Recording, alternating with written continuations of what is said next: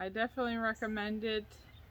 I mean, if you're a full-time seasoned homesteader that's been doing it for 25 years, selling your produce, all that, you might not need this. But if you're just a small-time, kind of not too organized, winging it kind of person, and some of your systems aren't really working for you, I would definitely recommend reading The Rooted Life.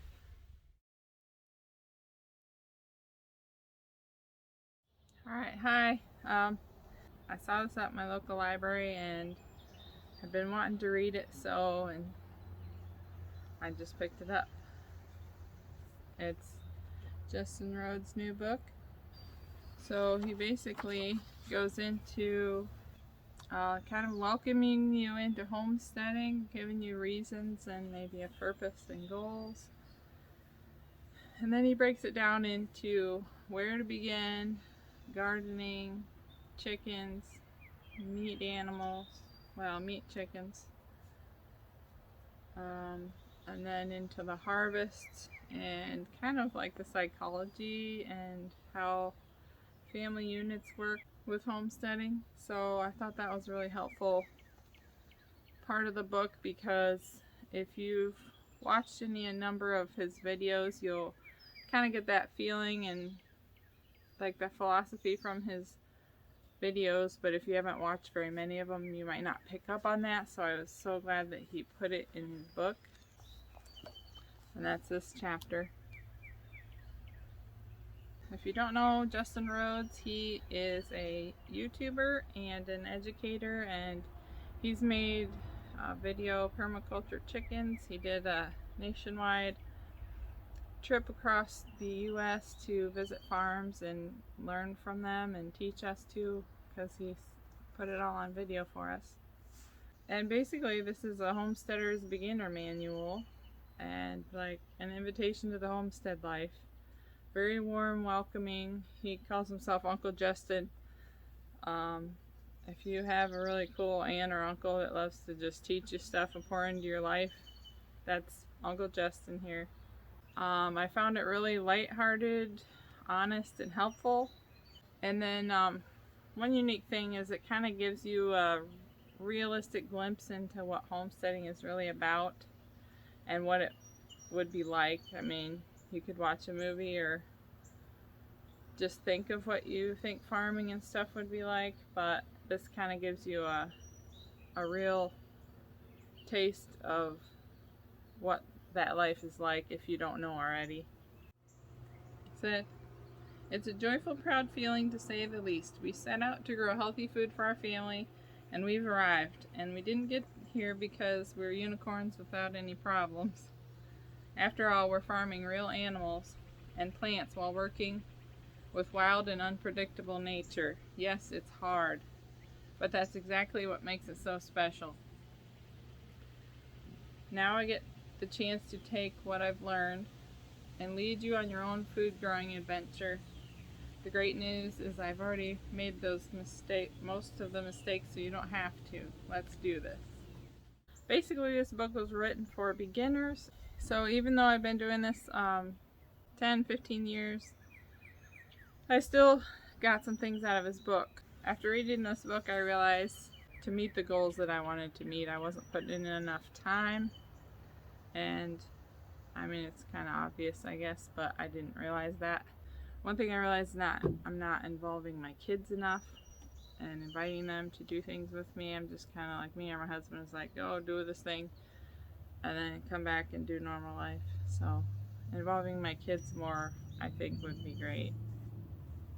And I do have big ideas and big dreams, but I haven't written them down. I haven't made a step-by-step process, so he kind of reminded me that that's really important, especially long-term, to get where you want to go faster. He's got planting charts here for planting, and then like goal sheets. I don't know if you can see, for planning stuff, so that's really helpful. One quote I found here that I really resonated with was, We sit down to a meal together and we say, we grew this. We remember the stories. That's one thing that really surprised me when I had been gardening, but especially when we had our first chicken. Just the feeling of satisfaction after a meal that you'd never really had before because you had grown the food. And I guess it's kind of like I get joy out of my yard being mowed because I have like a visual reward. And that's kind of the same with growing your own food that he points out. So I'm going to just like do a brief description of the chapters in the book. Again, it's kind of like an introduction to homesteading. He encourages you. He shares his mistakes and tips for succeeding. Kind of just like common sense, how to get started no matter if you live in the city, if you have acres, if you have a lot of money, or if you don't. One thing I noticed in the book is if you don't have money to do some of these startup costs for things, you can get really creative and find other ways to make it happen, even if you can't. He does recommend products he uses in here just to have somewhere to start, but that's by no means what you have to use. Also in the beginning, he just kind of walks you through his story of how they got started and why they're doing this, which I thought was pretty cool to share. So in chapter 2, he shares his personal stories, kind of advice, and just kind of getting you thinking about what your goals are and what things you want to do and how to make it happen. And he included a lot of stuff in here that you might not have thought of, but were really helpful. So I thought it was really well done. The next chapter is about gardening. He basically walks you through how to garden, and step by step, and like different ways of gardening that you could do. I'm sorry, this this book isn't that thick, so there's not immense amount of detail, but it's enough to get you started, and then if you run into some question or problem, you can just look it up and say, oh, why are my plant starts wilting, or just more specifics. But this is a really good instruction manual on like the steps of what to do. And then he goes into crop gardens, which is a little more in-depth gardening training about how to do that. And I really learned a lot about growing a lot of food and how to do that with minimal work, because he's into the permaculture and he shares that philosophy in the book too. There's a chapter on chickens, and he gives you 3 different systems of how you could run chickens on your place. Then there's a chapter on meat chickens, and then the next one is gardening with chickens, which you see a lot in his channel, and he kind of breaks it down and tells you why they're so mutually beneficial. He walks you through like the harvest process, because a lot of times people, they start plant and think, oh, I'm going to get all this food and everything, but then you're kind of in the fall, you're like, oh no, what do I do with all this? So he kind of walks you through thinking about harvest. There's a couple of recipes in there which are using the ingredients that you would grow in this book.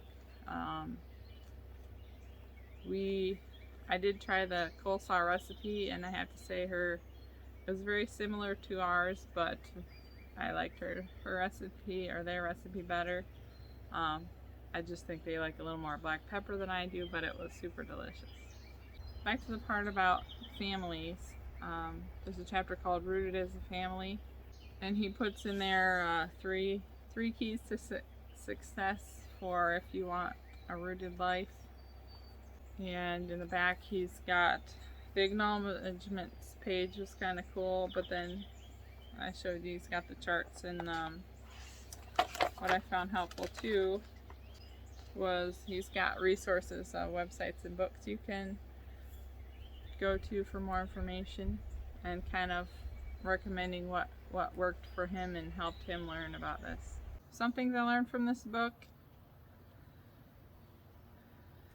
are that when you plant winter crops, you want them to be mature enough to be almost full size when the daylight hours get to be low, like for here it's us in November, December. That way I have successful winter plants instead of having them this big when winter hits. Another thing I learned from this book was that my life's not going to be like theirs. Our version of homesteading is different, our family is different, our region is different. So he wants to help you be the best version of your dreams and goals and homestead that you can be, not cookie cutter of what he's doing. One thing that I think is really helpful that I learned years ago, but I had forgotten until this book, was that you want to plant about 25% more to account for loss, whether that's kids, drought, pests. Anyway, so that way you're not stressed out, and if it all turns out you have more to give away. But planning for loss is a good plan, even with like meat birds and stuff. So and I learned when we get chickens again that I probably should get a guard goose.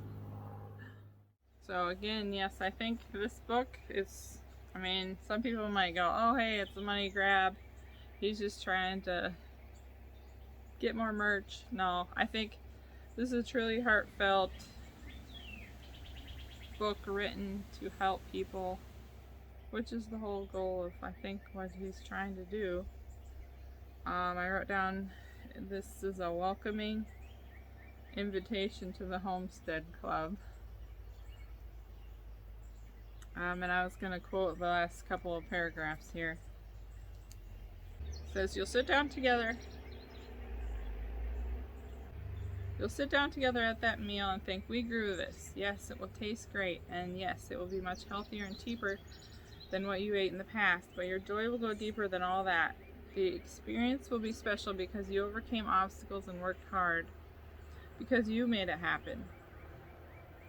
That's the real happy ending of the rooted life, the one you could never have imagined until you actually got out there and lived it. So go out there and live it. Just plant.